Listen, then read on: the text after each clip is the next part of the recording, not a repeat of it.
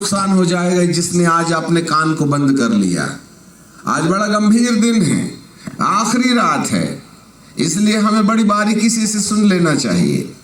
जब 1000 साल का राज्य पूरा हो जाएगा तब यीशु मसीह जो मुर्दों में से जी उठने के बाद महिमा की देह पहनकर इसी नई पृथ्वी में अपने पिता के साथ जितने लोग यीशु मसीह के दोबारा आने के समय मुर्दों में से जिंदा होकर के यीशु के समान महिमा की देह पहन लिए, और जितने लोग जिंदा थे उन्होंने भी यीशु मसीह के समान महिमा की देह पहन ली है। केवल वे ही लोग इस धरती पर नए यरूशलेम के भीतर रह करके 1000 साल तक राज्य करेंगे। परंतु यरूशलेम के बाहर भी लोग होंगे, उसकी बात हम बाद में बताएंगे। यरूशलेम, नए यरूशलेम के भीतर केवल महिमा की देह पहन करके जिंदा रहने वाले ही लोग रहेंगे, जिनको यीशु के दूसरे आगमन में मुर्दों में से जिंदा होने का अवसर नहीं मिला।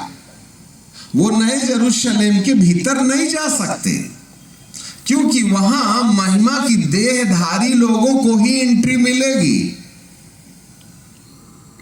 परंतु नए यरूशलेम के बाहर भी ऐसे लोग होंगे जो पैदा होंगे और मरेंगे भी, और वो लोग पैदा होकर के जब मरेंगे तो वो 100 वर्ष तक जिंदा रहेंगे, ऐसा बाइबल हमको बताती है। उसको थोड़ा हम बाद में बताएंगे।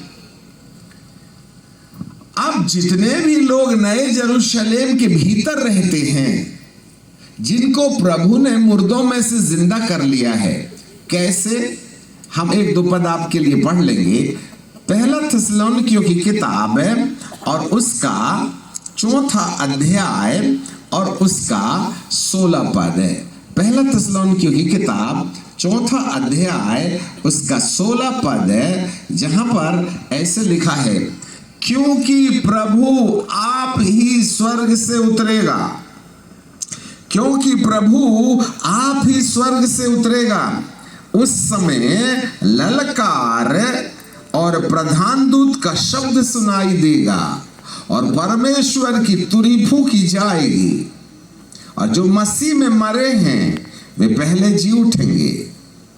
तब हम जो जीवित बचे रहेंगे, केवल वो लोग जिनके माथे में परमेश्वर की मोहर है, केवल वही लोग उसके साथ बादलों पर महिमा की देह धारण करने के बाद बादलों में उठाए जाएंगे।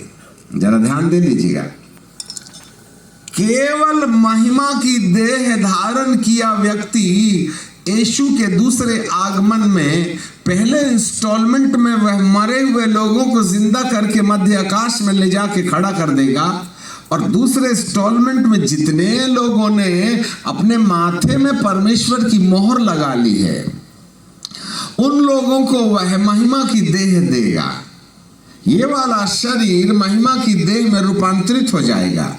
ये वाले जूते, कपड़े, मोजे यहीं रह जाएंगे, ये चश्मा टोपी यहीं रह जाएगी, सब कुछ यहीं रह जाएगा, और इस शरीर का रूपांतर होगा, ट्रांसफॉर्मेशन होगा, ग्लोरियस बॉडी में बदल जाएंगे। ये जूते, ये चड्डी, ये बनियान, ये क्लिप जो आपने लगा के रखा है, ये सब स्कार्प, मोजा, गीजा सब यहीं टपाक टपाक टपाक टपाक करके रह जाएगा, और आपका शरीर है जैसे यीशु मसीह जो भी कपड़े पहनकर 33.5 साल तक रहे, उन्होंने सब कुछ यहीं धरती में छोड़ दिया और प्रकाश के वस्त्र पहनने वाले शरीर को धारण कर लिया। ऐसा वाला शरीर जितने लोग यहाँ धरती पर अपने माथे में परमेश्वर की मोहर लगा बैठे हैं, उन लोगों को वह जिंदा करके अपने साथ मध्य आकाश में ले जाके रख देगा। Praise the Lord. और एक साथ हम नए यरूशलेम में जाकर के पहुंचा दिए जाएंगे। वहां केवल महिमा की देह धारण किए वाले लोग रहेंगे। मेरे प्रियो, वहां जाने के लिए हमको मोहर लगवाना पड़ेगा। हम मोहर की चर्चा बाद में करेंगे, पहले तो नगर की कहानी बता दें। तब जब हम नए यरूशलेम में पहुंचा दिए जाएंगे, तब इस धरती के ऊपर आग बरसेगी। जैसे सदोम और गमोरा के दिनों में आसमान से आग बरसी, वैसे इस धरती के ऊपर आग बरसेगी। हर सुसमाचार के आखिरी अध्याय के 2 अध्यायों पहले, चाहे मत्ती का 24 अध्याय हो, चाहे लूका का 21 अध्याय हो, इन सारे अध्यायों के अंदर महाविनाश की कहानी लिखी हुई है। हाँ, सूरज काला हो जाएगा, चांद का प्रकाश जाता रहेगा, आकाश से तारे ऐसे गिरेंगे जैसे कच्चे अंजीर के फल पेड़ से जमीन पर गिरते हैं। ऐसा कुछ होगा, उल्कापातें होंगी, भूकंप आएगा, मरियां आएंगी, भयानक आंधी चलेगी, मौसम में बदलाव होगा। जहां वर्षा होती थी वहां सूखा पड़ जाएगा, जहां बर्फ गिरती थी वहां गर्मी आ जाएगी, जहां गर्मी हुआ करती थी वहां बर्फ आ जाएगी। इस तरीके की बातें, बड़ी अजीब और गरीब प्रकृति के अंदर परिवर्तन दिखाई देगा प्रभु यीशु के आने के पहले ही।